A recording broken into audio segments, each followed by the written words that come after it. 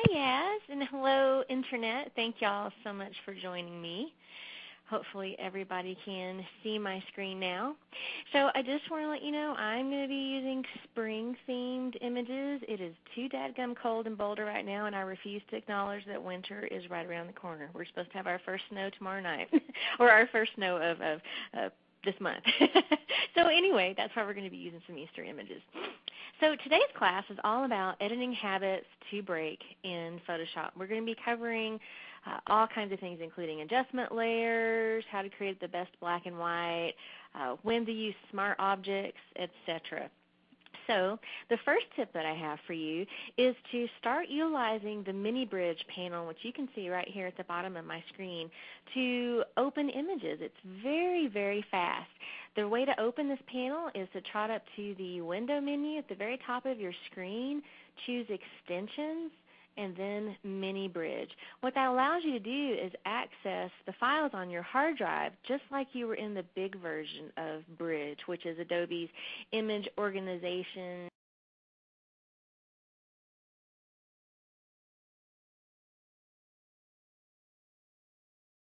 and sorting database tool. You don't have to import images with Bridge to see them in Mini Bridge. Mini Bridge can see everything that's on your hard drive. So it's a nice way to see your documents and just double-click to open them. You can also click and drag from the Mini Bridge up into the preview area, and that will open a document. If you've already got a document open, you can click and drag, and that will add the new document to the already open document. So Mini Bridge is a handy tool to use, and that's been around for several versions. So that's tip numero uno for you. The next tip, arguably the most important of the first half of this seminar, is to begin using adjustment layers instead of just editing your original images. A long time ago, what people would do, let me just turn off the layer that I've created for you, is that if you were going to make, let's say, a levels adjustment, which is a great way to correct the color and lighting in your image, folks would simply duplicate the image layer. Okay, so I duplicated that layer by pressing Command-J on a Mac or Control-J on a PC, and you can think of that as you're jumping that layer to a new layer. And then folks would come up here to the image menu and choose adjustments, and they would come down here and make a levels adjustment. Well, that would apply the adjustment to the duplicate layer. Well, for several versions now, a better way to do that has been to use just an adjustment layer to begin with, because an adjustment layer in Photoshop is really you saying, hey, Photoshop, this next change or adjustment that I'm going to make to my image, please do it on a whole other layer, which gives you opacity control, gives you the ability to use a layer mask to hide part of that change or adjustment. You can also throw the darn thing away if you don't like what you did. So try to start thinking about using adjustment layers instead of just duplicating your image layers as a rule.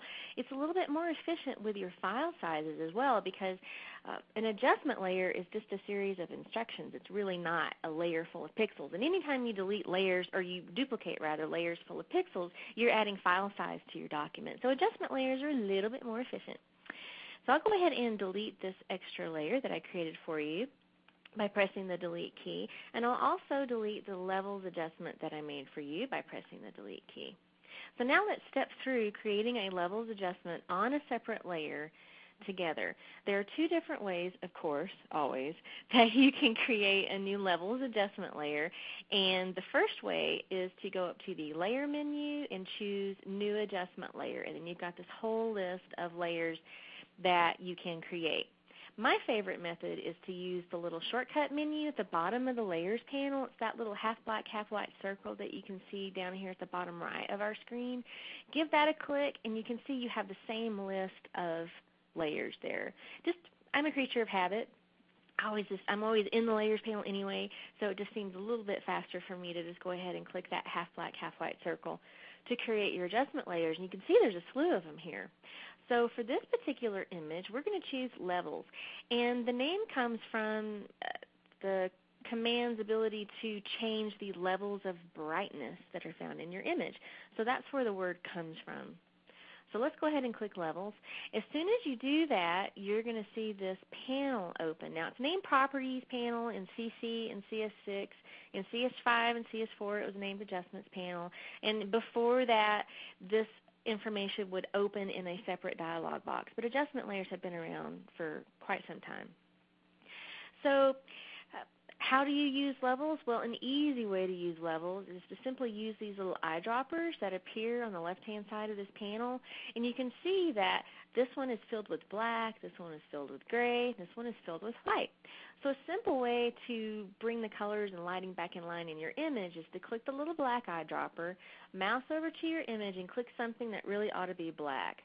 Now with our little kitty bunny here, I want to pick a true black, not a shadow. So I know this little part on the nose is black as well as this part in the eye area here. So if I just give that a click, then Photoshop goes through and changes the levels of brightness throughout my image according to what I just clicked. Now let's go ahead and click the little white eyedropper, and we're going to mouse over to the part of the image that really should be white. And I'll zoom back out a little bit. And the great thing about this control is you could just keep clicking, and when you click a pixel that brings the colors into line as you see them, then you can simply stop clicking. So I'll go ahead and collapse this panel by clicking the little right-facing triangles. Oh, before we do that, let's go ahead and tell Photoshop what gray should be. So that middle eyedropper there is filled with gray. So now I can just come over to my image and try to click on a neutral gray, something that's around 50% gray, something like that. And again, you can just keep clicking with those eyedroppers until the image looks good to you.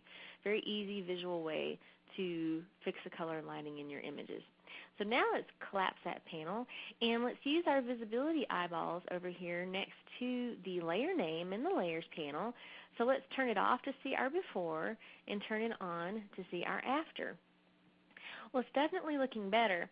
So the big benefit of using the adjustment layers, as you can see over here in the Layers panels, we haven't had to duplicate our image layer.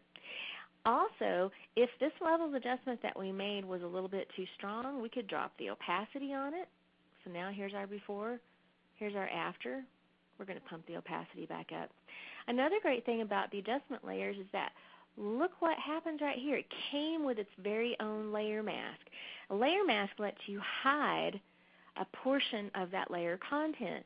So let me zoom in a little bit again by pressing Command or Control plus. You can see that our levels adjustment kind of plugged up the kitty's eyes a little bit. They're a little bit too dark. Super easy fix for that would be to use the layer mask that came with that adjustment layer and simply hide that change from that specific spot. So let's go ahead and do that. I'm going to click to activate the mask, and you know it's active because it has that extra little bracket around there. You can see that little white bracket around the edges of that. So with the mask active, we can use any tool we want that will lay down black paint, because in the realm of layer mask, painting with black conceals and painting with white reveals.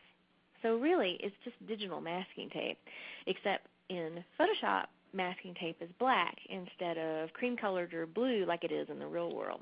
So we can use any tool we want that will lay down a little bit of black paint. And where that black paint is in the image, the layer content, in our case the levels adjustment layer, will be hidden just from that area.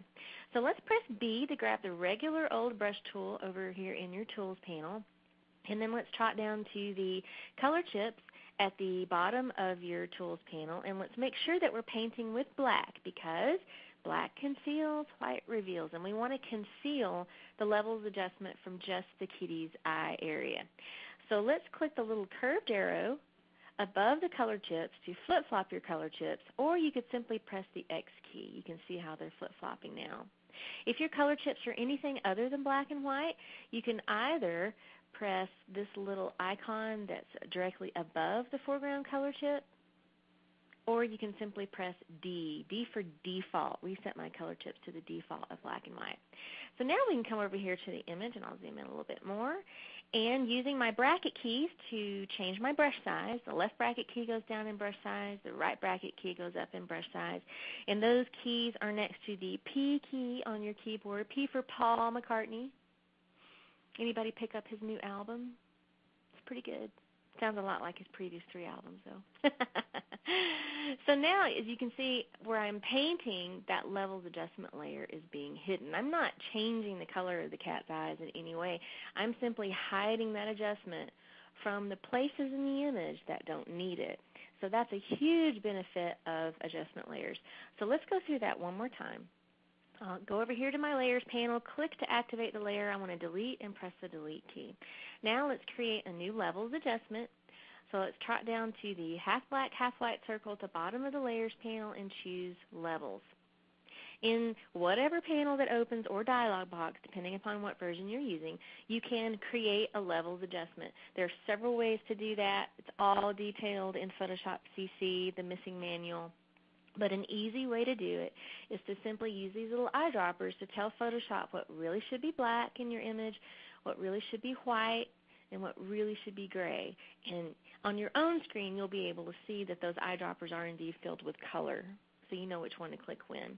So let's click the black eyedropper, mouse over to a part of our image that really should be black, and give it a click. If you're displeased with that first color change or lighting change, rather, just keep clicking around until it looks good to you. Next, let's click the white eyedropper, and let's click a part of our image that really should be white. There we go. Lastly, let's click the gray eyedropper, and let's click, try to find about a 50% gray. And again, you can just keep clicking until the colors look good to you. Now, over here in our Layers panel, we can drop the opacity if that change is a little bit too much overdone, or we can use the automatic layer mask that tagged along with every single adjustment layer, which gives you an easy way to hide whatever that adjustment was. So let's click to activate that mask, and you know it's active because it has that little extra white bracket around it. For example, if I click on the bunny layer, you can see how that little bracket is now around that thumbnail. So you want to make sure that the bracket is around the thumbnail of the mask. And the mask is a miniature of your image, or of your document rather. So now let's grab the regular old brush tool.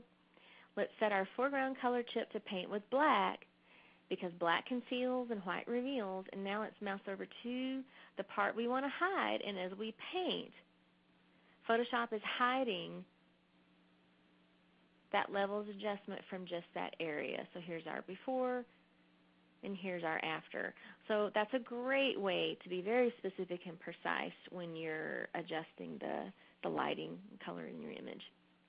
Now, on the same note, we can use adjustment layers to lighten and darken our images overall, even without going through the trouble of making an actual levels adjustment. So let me show you how to do that. This is a great technique to have in your bag of tricks.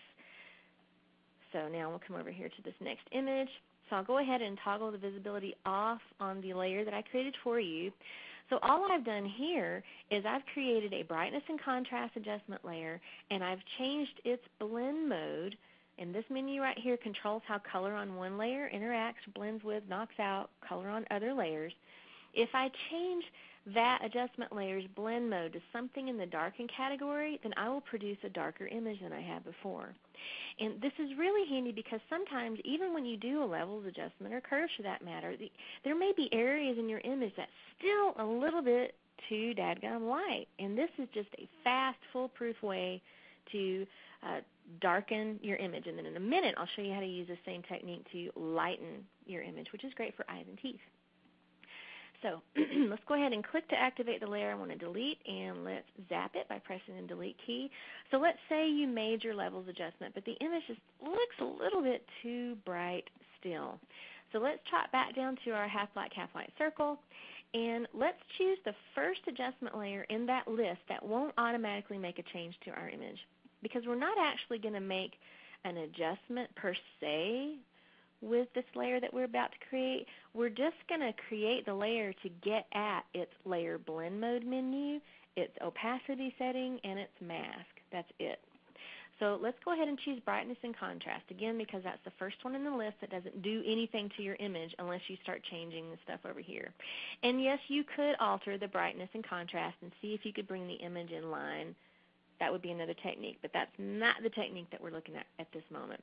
So let's go ahead and close up that panel or dialog that opens. And now let's trot up near the top of the Layers panel, and from the menu that is completely unmarked, thank you, Adobe, let's go down to the word darken, because if your image is overexposed, we need to darken it, yes? Drop down one mode to multiply. Now, I'm not going to bore you with detailed descriptions of all of these blend modes. That's what Photoshop CC, the Missy manual, is for. But suffice it to say, if you choose any mode in this darken category, you will produce a darker overall image. And one that works really well, which is multiply. It works kind of like a double coat of ink. If you were to print this image and then put the same piece of paper back into a printer and reprint it again, that's kind of what we're doing here. So let's choose multiply. See how the whole image got darker? There's our before, and there's our after. Now, if you wanted to hide the darkening from specific areas, let's say you were happy with the way the image looked except for the hair area, then you do the exact same thing we did a moment ago. Press B to grab the regular brush tool, set your foreground color chip to black because black conceals, white reveals, and we want to conceal the change we made on this layer. So now let's come over here to the hair, and as we paint with black, you can see that that extra darkening is being hidden.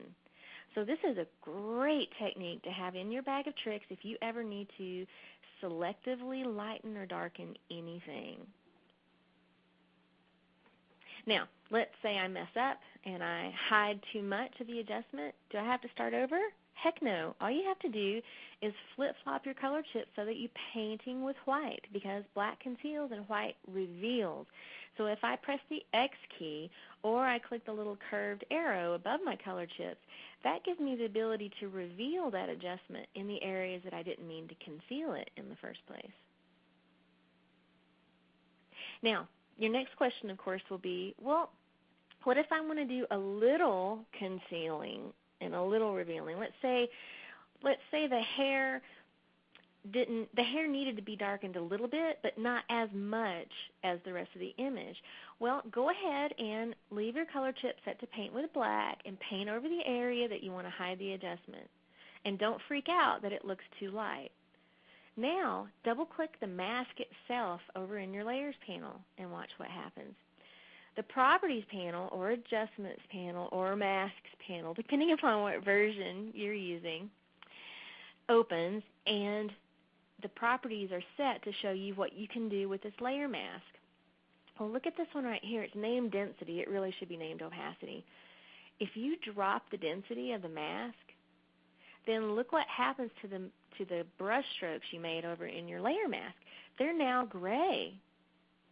So this is how you can adjust exactly how much of the masked area or what intensity of the adjustment the masked area is hiding.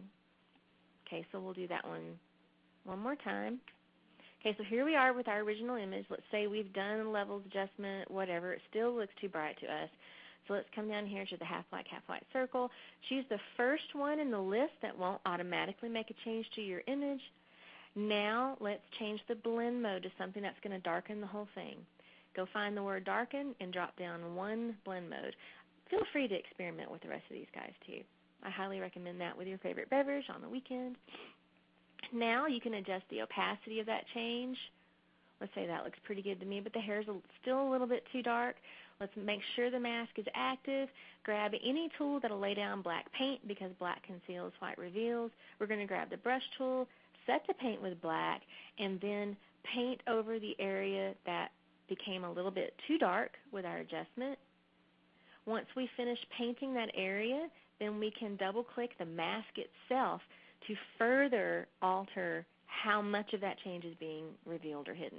So let's double-click the mask, and then you're going to want to adjust the density slider. So you can click and drag the slider to the left to change mask density. Think of it as mask opacity. Or you can point your cursor to the word density, and as you click and drag around, you can change it that way. So that technique was kind of twofold there, showing you another way to selectively darken an image, as well as how to change the opacity of masks themselves. Okay, so just double-click that mask, and you're going to use that density slider. Now let me show you that technique in reverse, which is super, super handy. Look at these ladies, beautiful eyes. Love those eyes. This same technique is handy for selective lightening. Okay, so let me turn off the visibility of the layer I created for you, turn it back on. You can see quite a bit of a change there in the iris area of the eyes. I do this all the time on nearly every single portrait I process. So let's go ahead and delete the layer that I made for you, so we're starting from scratch. So let's say you've done your color correction, etc., and now you just want to make those irises pop off the page. Trot down to the half light circle at the bottom of your layers panel, and again, let's choose brightness and contrast. Why? It's the first one in the list that doesn't make a change automatically to your image. Now let's change the blend mode of that layer to something that's going to lighten it. So let's go down and find the word lighten, and let's drop down one and pick screen. Again, feel free to experiment with these others, but for this particular technique, lightening eyes and teeth and so on and shadows, I like to use screen. Now, the whole image got bright. Now, when you get into a situation like this, you need to stop for a moment, take a pause, and think about how much do you want to hide and how much do you want to show. Well, I only want this lightening layer, this adjustment layer that we're using to lighten our image. I only want that to be revealed on the irises. That's a teeny tiny area. So for this one, it's faster to fill your mask with black than it is to painstakingly paint black all over the image. So a real quick way, this is another tip for you, super fast way to change a mask to being filled with solid black is to just click to activate it and use a keyboard shortcut, which is Command-I on a Mac or Control-I on a PC. It stands for invert. Okay, so you're inversing the colors, making them the opposite. So if you start out with a white mask, that command will make it black. If you start out with a black mask, that command will make it white. That's a really great one to have in your bag of tricks. So now the change that's happening on that adjustment layer is completely hidden from our image. So let's come over here with the brush tool set to paint with what? If black conceals and white reveals, we need to paint with white. So take a peek at the color chips at the bottom of your tools panel. Either click the little curved arrow or press the X key to flip-flop them so that you're painting with white. And now we're going to zoom way into our image by using Command or Control plus, and you're just going to paint on the colored part of the iris, being careful not to lighten the rim of the iris because the rim is supposed to be dark. And again, if you end up lightening too much, press X to flip-flop your color chips so that you're painting with black so that you can, black conceals, white reveals. Hide that adjustment again. And now if necessary, you can drop the opacity to something that looks more realistic to you, but here's the before and here's the after. It makes a huge, huge difference. I love that technique. Similarly, we can use the same technique, exact same technique, to lighten teeth. So these are just easier ways, more efficient ways to do things that you're going to do day in and day out in your Photoshop life. So here in this image, I've lightened the teeth. So there's the before and there's the after. So let's go ahead and get rid of that layer. Now there are oodles and gobs of different ways that you can lighten teeth. Lots of folks will start out with making a selection of the teeth. Can you imagine how hard that would be? Oh my God, you know. And then they jump the teeth up onto their own layer, and then they start changing the brightness levels there. That method is fraught with peril, people, fraught with peril.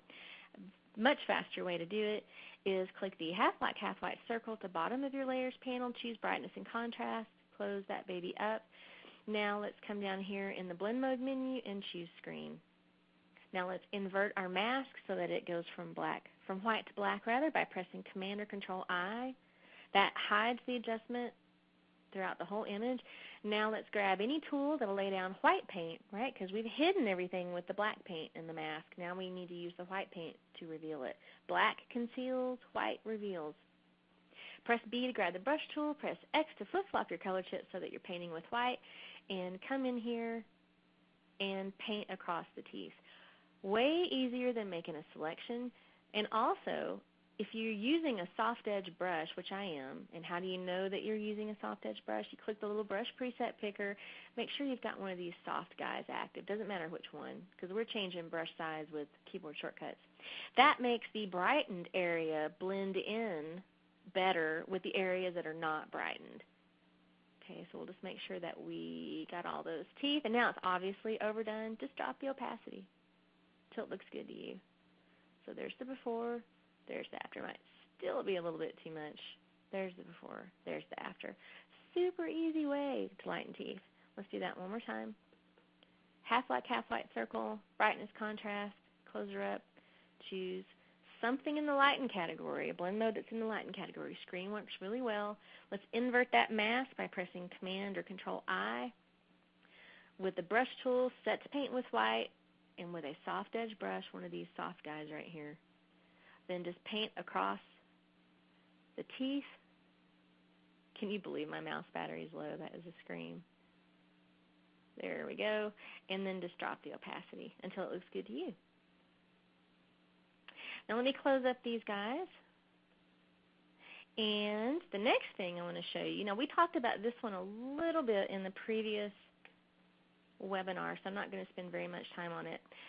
But this habit that I want you to break is to not ever, ever, ever use Photoshop's command for desaturating. Okay, you want to use an adjustment layer to change a color image to black and white. So you can choose Image, Adjustments, Desaturate. That is the one you don't ever, ever, ever want to use. Why? Because Photoshop will just make the blandest grayscale image you've ever seen in your life and will be uninspiring to everybody.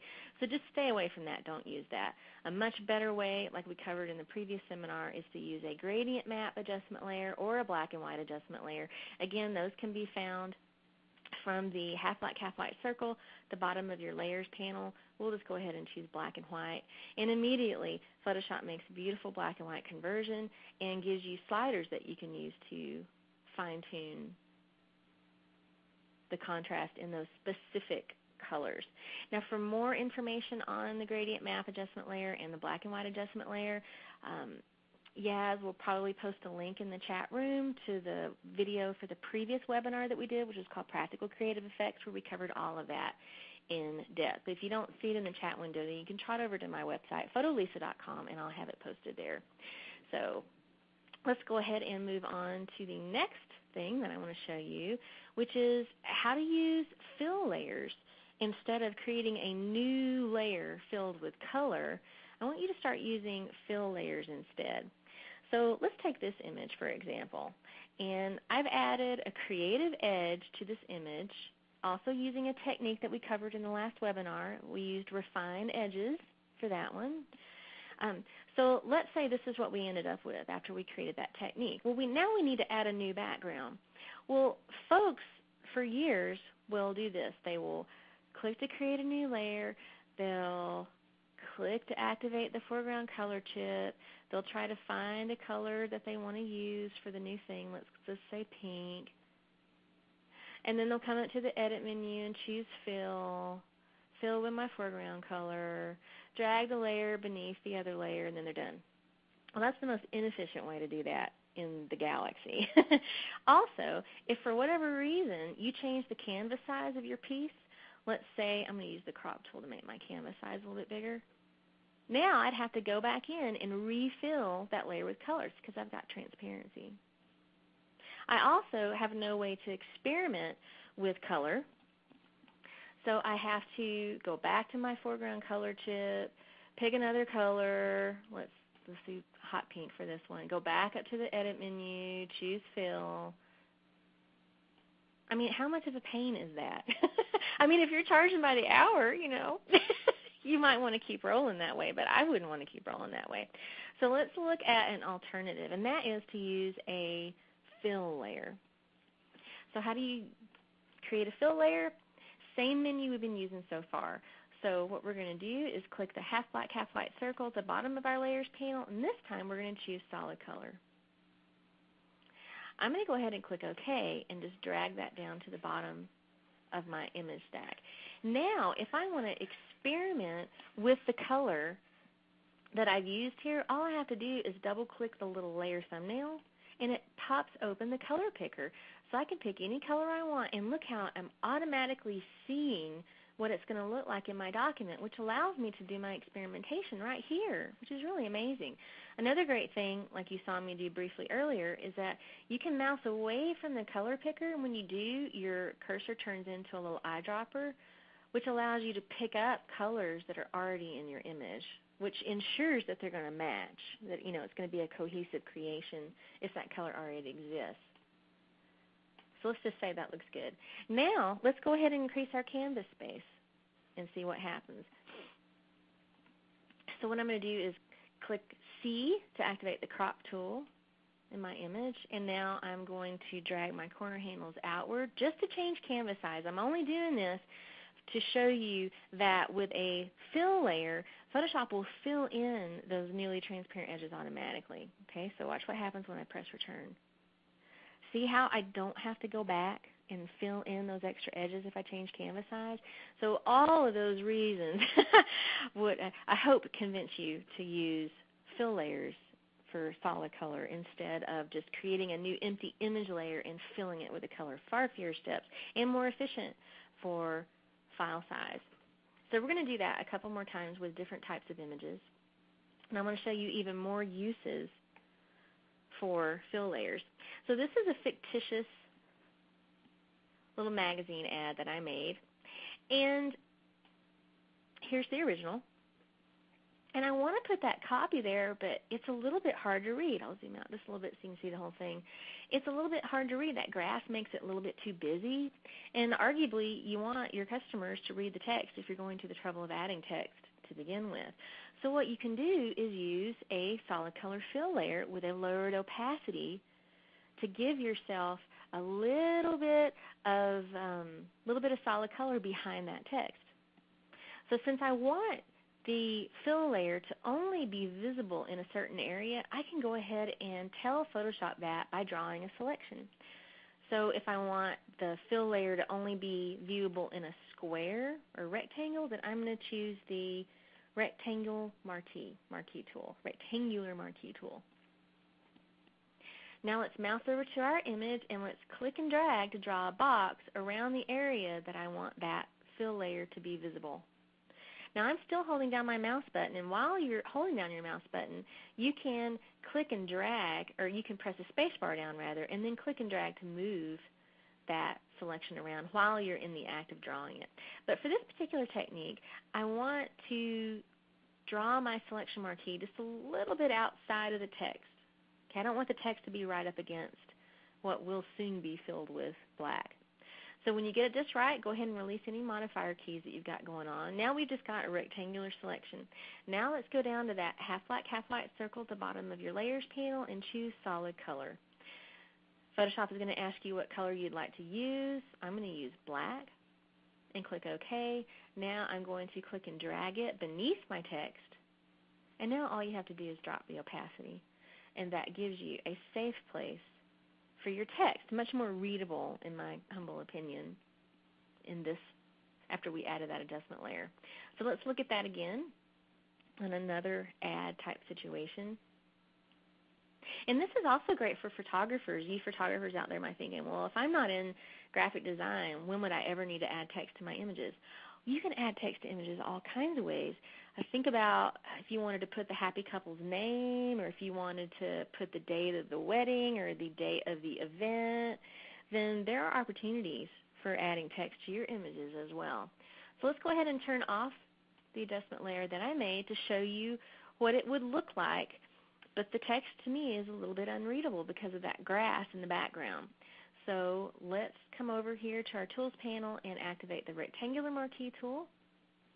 You could just as easily use the elliptical marquee, then your fill layer would be in the shape of an oval or a circle instead of a square.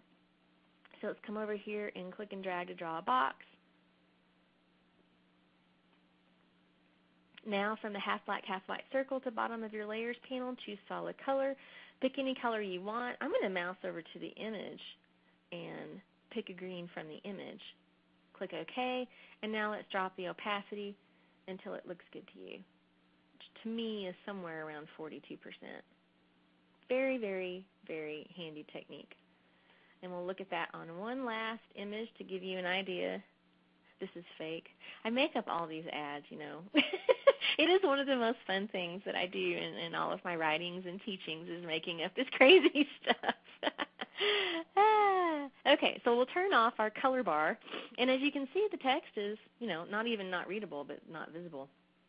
So now let's go ahead and grab our rectangular marquee tool and draw a box in the shape that we want that color to appear in. Let's say that looks good.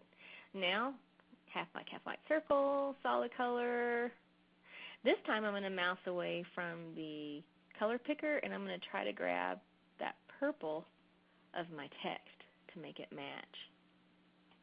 Now I drop opacity until it looks good.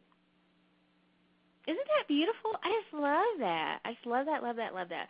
Now, your next question, of course, will be, well, what if I want to change the size of that color bar? Do I have to start over? Heck no, my dear grasshoppers. Down here in the Layers panel, you're going to click to activate the mask.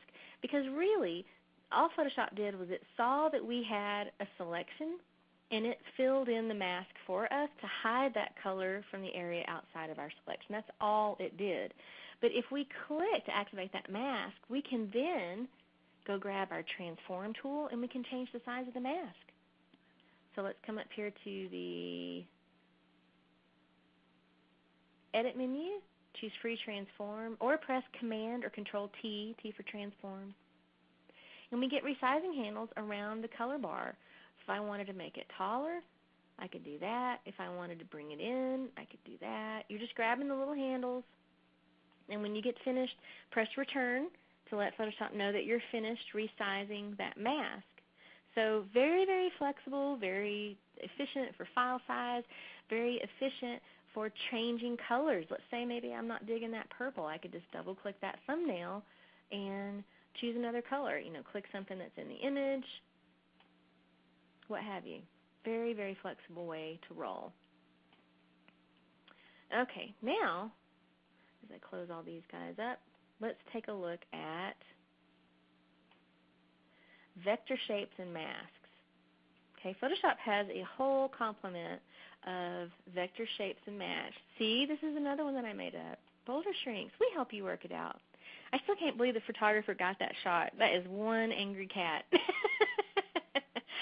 So as you can see here in the middle of the ad, I've got a pattern going on.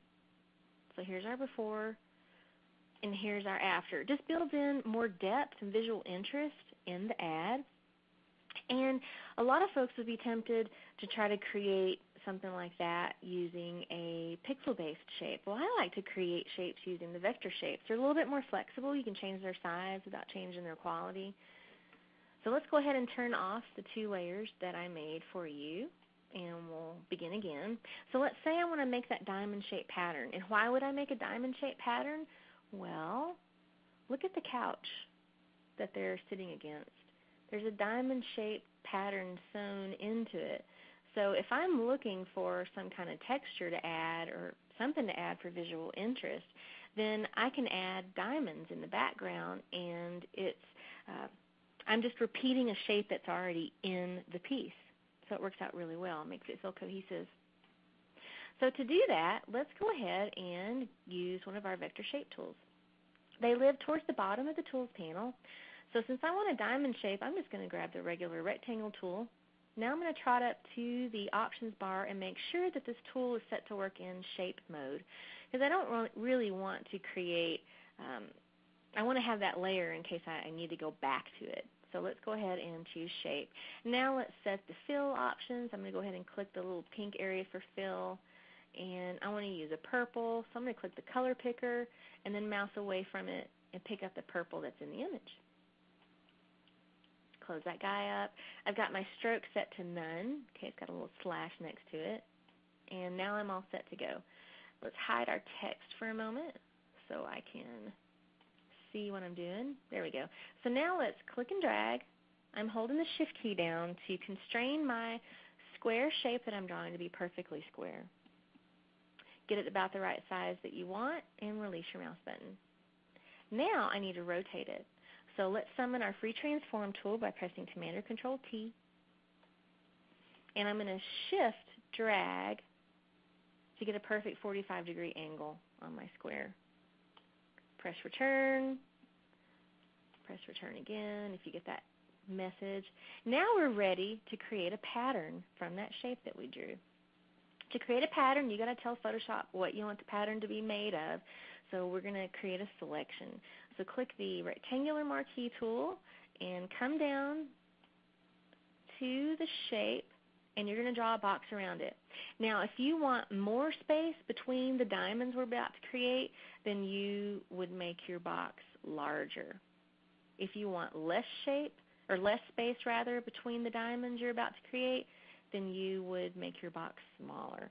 Okay, so the whole purpose of using the rectangular marquee tool here is to tell Photoshop exactly what you want the pattern that we're about to make to be defined from. So I want that diamond with that much space around it, and the rectangular marquee tool lets me tell Photoshop how much space I want around it. Release your mouse button, and that's what your pattern is going to look like. Now, if I want my pattern to be transparent, all I have to do is make sure that it's transparent in my document before I create it. So I could turn off this solid color fill layer that we looked at earlier. So now I would be creating a transparent pattern. So now let's come up to the Edit menu and choose Define Pattern. Give it a meaningful name. We can call it Lesa's Transparent Purple Diamond or something that's meaningful to you. Try to spell it right. And now let's get rid of our selection by pressing Command or Control D for deselect, or by choosing Select, Deselect. Now we can turn off the visibility of that shape because we really don't need it anymore. I'll turn my white layer back on. Now we're ready to add the pattern to our image. Are we going to create a new image layer and fill it with a pattern? Heck no! That would not be flexible editing. Better habit to create is to use a pattern fill layer. So let's click the half black, half white circle again and choose pattern. Which pattern do you want to use? You can use this little pattern preset picker right here to choose it. I'm just going to choose this last little diamond that I made here. How big do you want the pattern to be? Look at this. You've got a scale command right here. So if I want those diamonds to be really honking big, then I can do that. This is why we use the vector shape, because we can scale this puppy all the way up, and we're not going to create nasty looking edges because it's vector, or is based off vector rather. So now we can just set the size. I'm just going to leave this to, let's say, 94, and click OK. Now I can use my Move tool to reposition the pattern however I'd like it. Let's say that looks good to me right there. I'm just using the arrow keys on my keyboard to nudge that around. And then I can come up here to the opacity setting and drop it way far down because I want my text to still be readable atop it.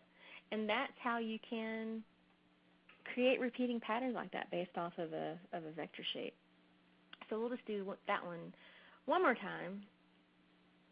Once again with feeling. Okay.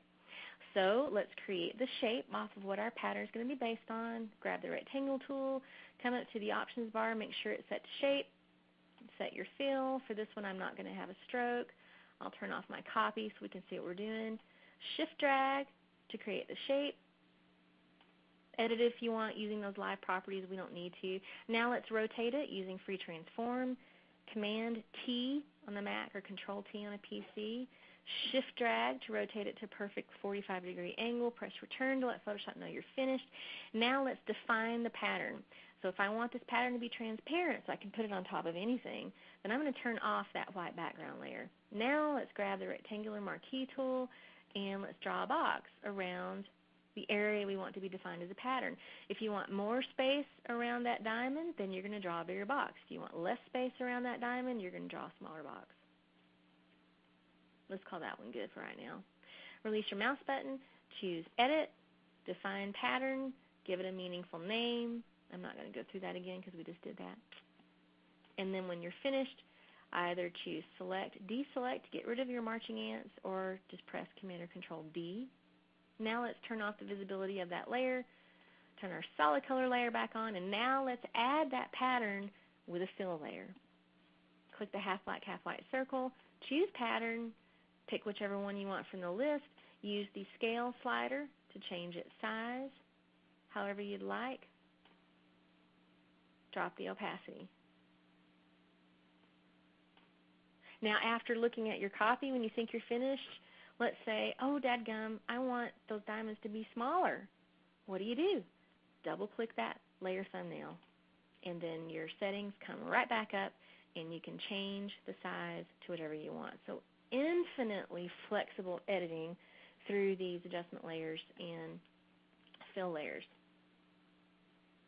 Now let's take a peek at a little bit of smart object action here. So when you're dealing with multi-layered files, and you can see over here in my layers panel, I've got several layers. How on earth do you know which layer to sharpen, or which layer to apply a filter to, or which layer to apply a layer style to? So many of Photoshop's commands only work on single layers, not multiple layers.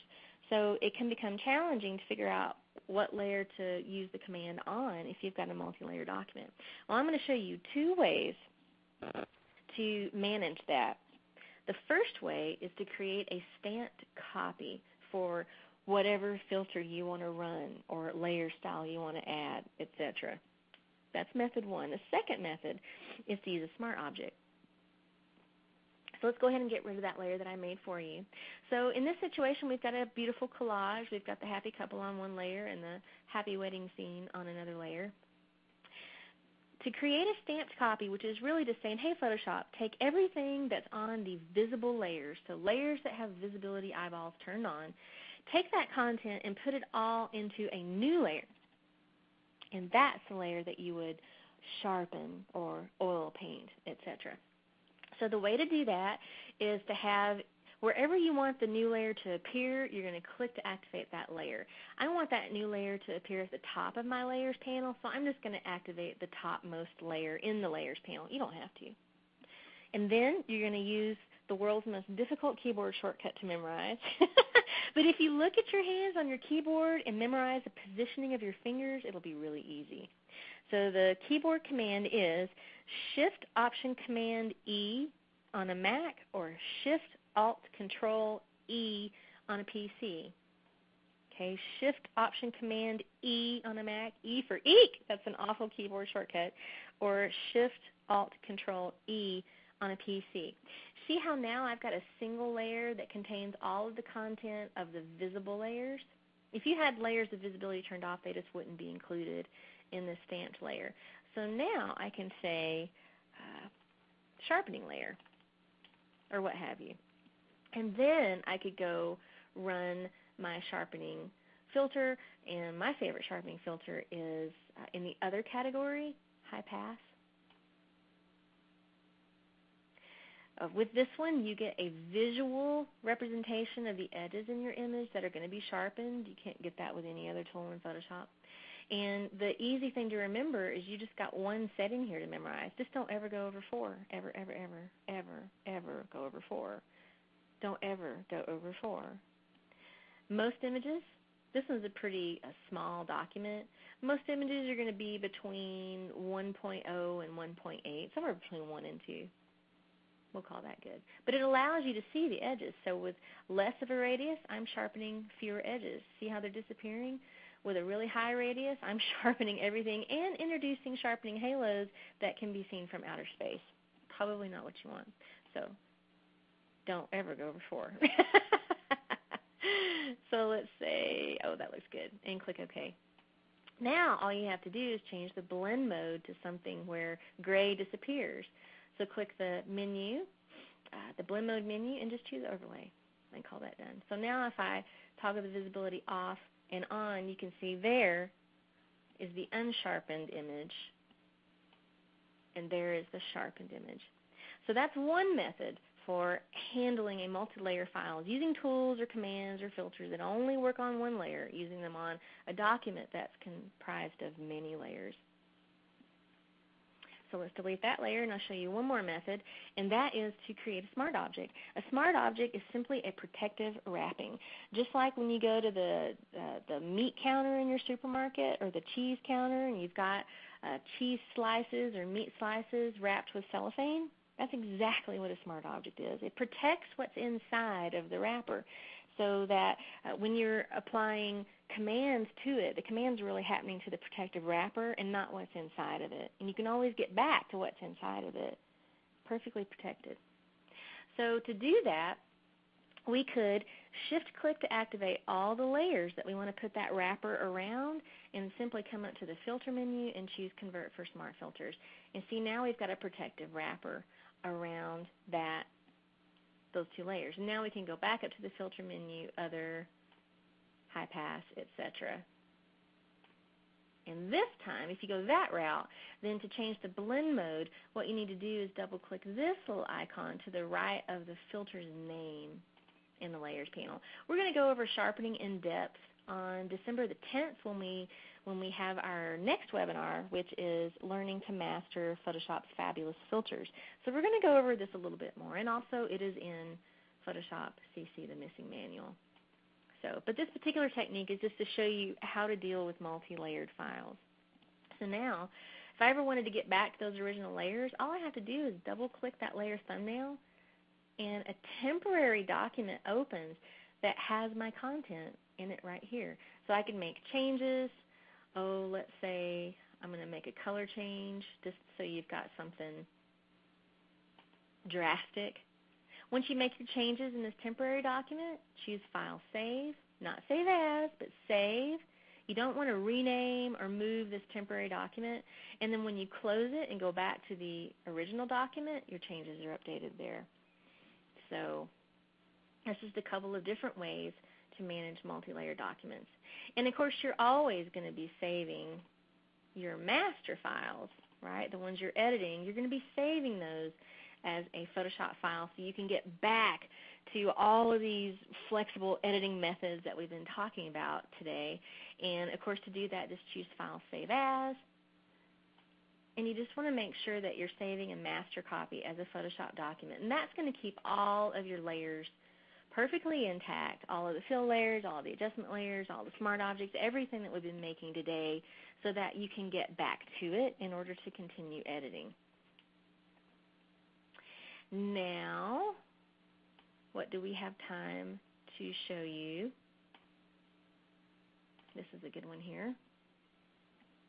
So continuing on smart objects, this leopard pattern right here that I brought in is a smart object. And why?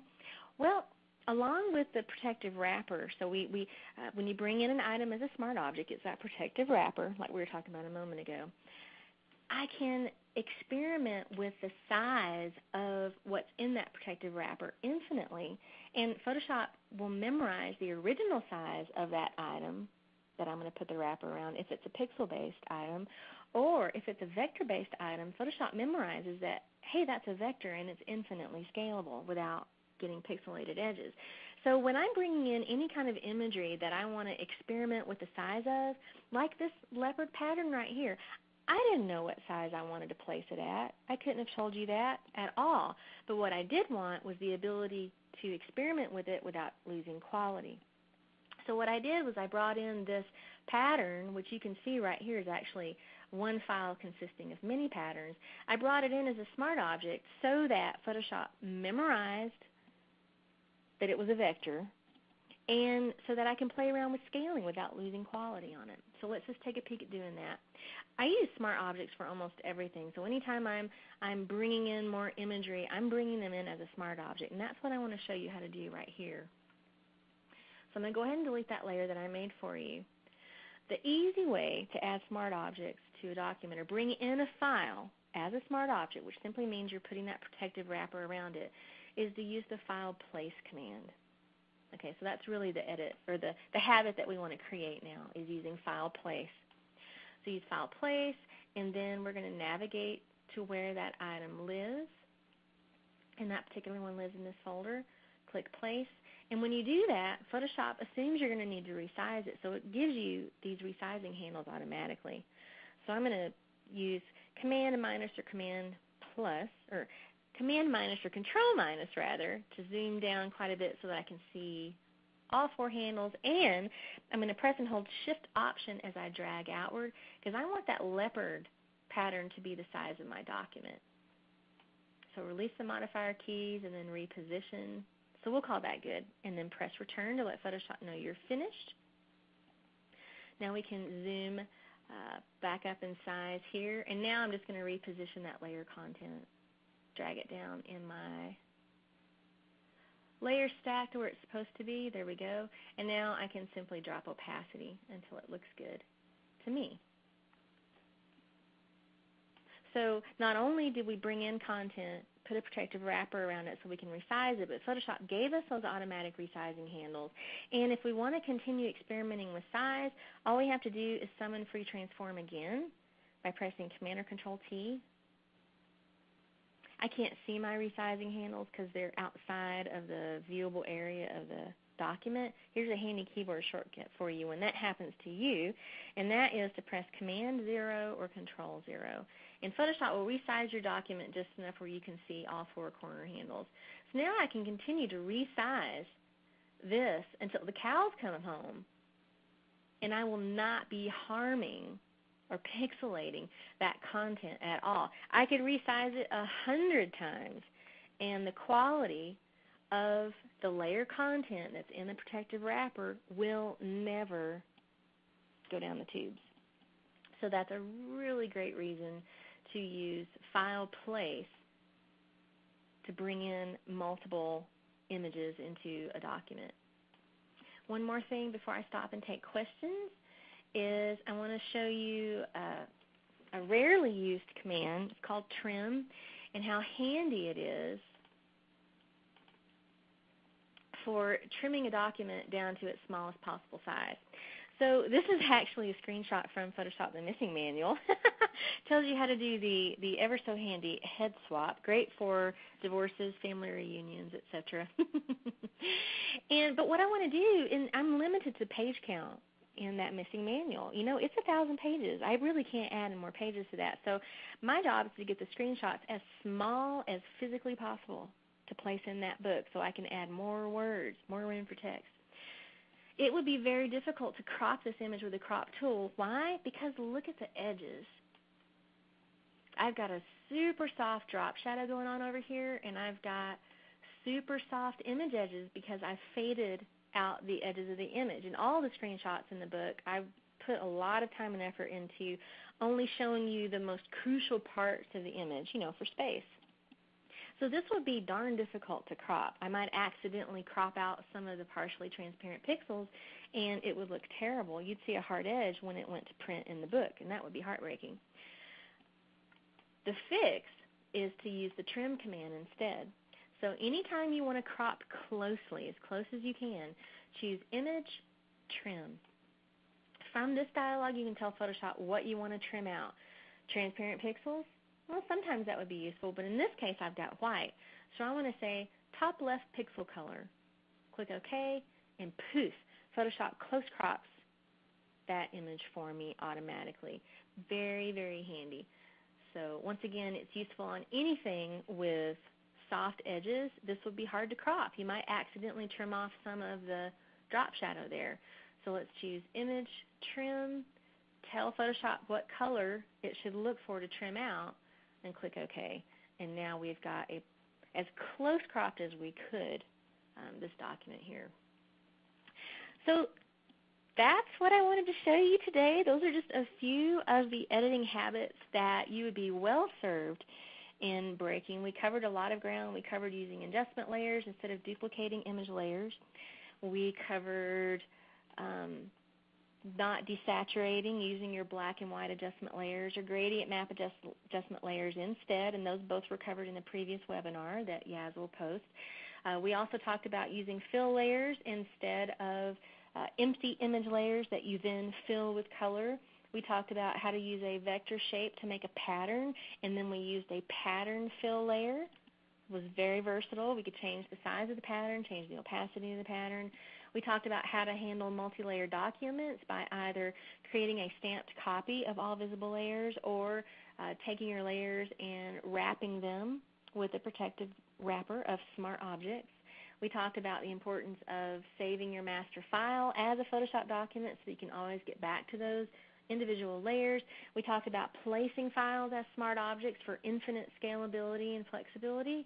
And then finally we talked about trimming for close cropping instead of using the crop tool. So if we've got any questions, I'm happy to hang out for as long as we need to answer those. Excellent, Lesa. And again, another just fabulous webcast here. And folks, boy, oh boy, Lesa showed us how to do a lot of things today, and we do have several questions that have come in, so we'll just take them in the order that they did come in. All right, we'll take the first one from Roz, who would like to know, Lesa, where did you get the musical swirl on the advertisement? Wonderful question. Where did I get the swirl, which is this one right here? That one came from iStock Photo. So I'll turn off all the layers except for that one. So this is what we're talking about right here. I love iStock Photo for vector illustrations. Another great source for illustrations is Fotolia.com, Fotolia.com. So either iStockPhoto.com or Fotolia.com. And I'll type a message in here to Yaz. I've got a deal for iStock Photo that they allow me to give away. So if you go to HTTP or whatever, lesa.in/iStockDeal, then you can download, I think, 10 images for free and also get a 20% discount on any iStock Photo purchases. So that's lesa.in/iStockDeal. So yeah, iStock Photo and Fotolia are great resources for that kind of thing. Excellent. And folks, I'm going to push that URL out to you right now. Here it comes. All right. Great. Okay, next question here is from Annette, who would like to know, Lesa, does it matter what type of adjustment layer you use for this type of fix? And, Annette, if you could just let us know which fix that was referring to, Lesa can answer that. Yeah, I think I can go ahead and answer it. The only reason we used, well, in the Kitty as Bunny image, we wanted to make a levels adjustment layer, so we actually picked the levels adjustment. But in the other images where we were doing selective lightening or darkening, it didn't matter which one we picked because we weren't going to actually make an adjustment per se with that particular adjustment layer's controls. All we did was we picked the first one in the list that isn't going to make a change to your image, because all three of these guys, solid color, gradient, and pattern, they're going to create a new layer. We don't want that. Well, it's going to create a new layer filled with color, and that's not what you want. You want the new layer, but you don't want anything to happen in that new layer. So the first one in the list that won't make anything happen to your image is brightness and contrast. You could as easily use any of the four in that section right there, or even vibrance. So that was the only reason we used brightness and contrast, because it doesn't automatically make a change to your image. Excellent. Okay, question here from Deborah. What is the difference between fill and opacity as it applies to a levels adjustment layer? There is no difference when using it on a levels adjustment layer. But let's say you created a type layer, a text layer, or let's say a shape layer. I can just do that real quick. Let's create a shape layer and let's add a stroke to it. Okay. So I'm just using this as an example. It's an easy way to explain this. So now what we've got, I'll turn off our other image here. Now what we have is something that has an outline and a fill. If you adjust the opacity, the whole thing changes. But if you adjust only the fill changes. So there's only a difference on those two commands when you're dealing with something that really has an outline. That's where you're going to see it mostly. So that's an easy way to explain that. Excellent. Karen would like to know, is Mini Bridge available in Photoshop CC? Yeah, absolutely. Just try it to the window menu and choose Extensions, Mini Bridge. Now you do need to install Bridge. So in Photoshop CC, Bridge is a separate installation. First time that's ever happened in our lives. So you'll want to install Bridge first, and then after you install Bridge and you launch Photoshop, you're going to see Mini Bridge appear in this Extensions category in the window menu. Great question. Thanks for answering that, or asking that rather. Great. Richard would like to know, Now that Photoshop CC features come out in drips and drabs, how does that affect writing a book on a new version? That's a really great question, and O'Reilly is still trying to figure that out. So, yeah. We are burning new neural pathways with that. We're trying to figure out what's going to work out the best for that, updating quarterly. We're just not sure how that's going to go yet. The times are changing here in the publishing world. Perfect. Jane would like to know, is Bridge available in Photoshop Elements? No, it used to be, but I believe in about version Elements 9, I think. On the Mac side, we used to get Bridge, but I think in Elements 9, Adobe incorporated the Organizer, which is a similar tool, except for with the Organizer, you can't see images that you didn't import on your hard drive. You can only see images that you used the Organizer to import with. So unfortunately, no, we don't get Bridge anymore with Elements. And it looks like our last question here is from Jiri, and Jiri would like to know, let's see if I can get the question. How demanding is memory, like RAM and file size, for later storage with working with smart objects compared to traditional ways of adjusting layers? That's a great question. Smart objects definitely feel more efficient. They keep your layers panel a little bit tidier, a little bit more flexible. But whether or not you're going to save file size space by using smart objects versus stamped layers like we looked at or duplicate layers, that's anybody's guess. It kind of depends on the document. But at this point, smart objects are feeling more efficient just because you can do so many things with them. You can swap out content. They're very, very versatile. We got tons of information on smart objects in Photoshop, the missing manual, as well as I've got a whole full-day class. I'll just switch over here for a second. If you like to learn by video instead, I've got a full-day class on smart objects on creativelive.com. I actually have 28 courses on this site. So I've got a tiny little link for you that I'll give Yaz in the chat room here. Lesa.in/CL videos stands for Creative Live Videos. And that's a tiny link or smaller link to my instructor page on the Creative Live course page, which is what you're looking now.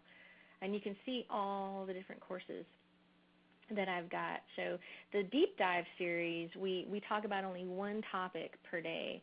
So as we come down here, we've got a deep dive on blend modes, a deep dive on bridge, and a deep dive on smart objects. And these classes are so affordably priced, you just wouldn't believe. So if y'all want to take advantage of that, like this full day is $39. And the videos are divided up into bite-sized portions so that we really go deep into one subject. So I would invite you guys to take advantage of that. And, of course, it's all in Photoshop, the Missing Manual. While I'm on this page, this is a fantastic course, very timely right now, Holiday Photo Gifts. I walk you through an unbelievable set of gifts that you can create from your own photos, from calendars to stamps, pillows, magnets, puzzles, playing cards. We have a lot of projects in iPhoto as well as a lot of projects that you can create in Photoshop as well as Elements. And I just invite you to take advantage of that course. Very timely. And I'll have to say, with that course in particular, Lesa did a webcast for O'Reilly on that. And guys, that event, it was so fun. And the things she created and showed the audience how to make, it'll blow your mind.